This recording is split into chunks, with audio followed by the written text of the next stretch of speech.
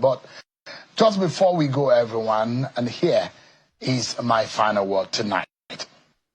And it's going to be majorly to Mr. President, President Bola Tinubu. 2 years are gone. Half of your constitutional mandate spent navigating the stormy waters of reform, resistance, and rising hardship. You came to office promising a renewed hope agenda, telling Nigerians that the pain would be temporary, like that of a childbirth, and that joy would follow. But 2 years in, the cries have grown perhaps louder, and many now wonder, when will the joy come? Inflation surged, food inflation went to an all-time height, transport costs were tripled, and the average Nigerian now spends more of their income just to eat, as if they are lucky. Petrol is hovering over 700 naira per litre, and electricity tariffs have risen even as supply is still very erratic. And yet, the Nigerian people, resilient, loyal, enduring, have held on. But holding on cannot be the national plan. You promised to lift millions out of poverty, create thousands of digital jobs in 24 months, and double power generation. These were not poetic aspirations. They were campaign commitments. Mr. President, time is not on your side. You have just 12 months before the political season begins to whisper again. If ever there was a time to show the fruits of sacrifice, it is now. You are the president of both your lovers and your loudest critics. The hopefuls who sang your name at the polls and the skeptics who prayed you will fail. But leadership demands maturity of mind and empathy of heart. You now preside over a fractured but hopeful nation.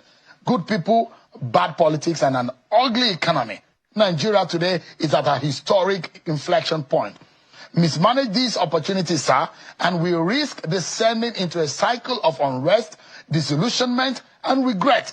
But if you rise, Mr. President, to the moment, and you could become a defining leader, one whose name is etched in gold as a man who brought Nigeria back from the brink, you must ignore sycophants who clap in darkness while citizens cry in daylight. Mr. President, please urgently surround yourself with thinkers, doers, and patriots, not just loyalists.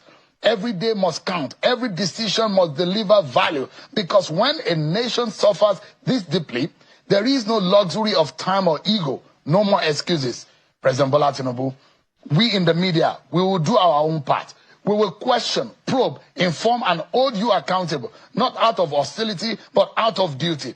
The opposition must also rise, not just to criticize, but to push this country forward. Civil society organization must now organize, awaken consciences, and be the voice of the voiceless, and our people must now stop being docile. We need to raise a mass of active citizens who are willing to fight for their nation and also work hard for its good.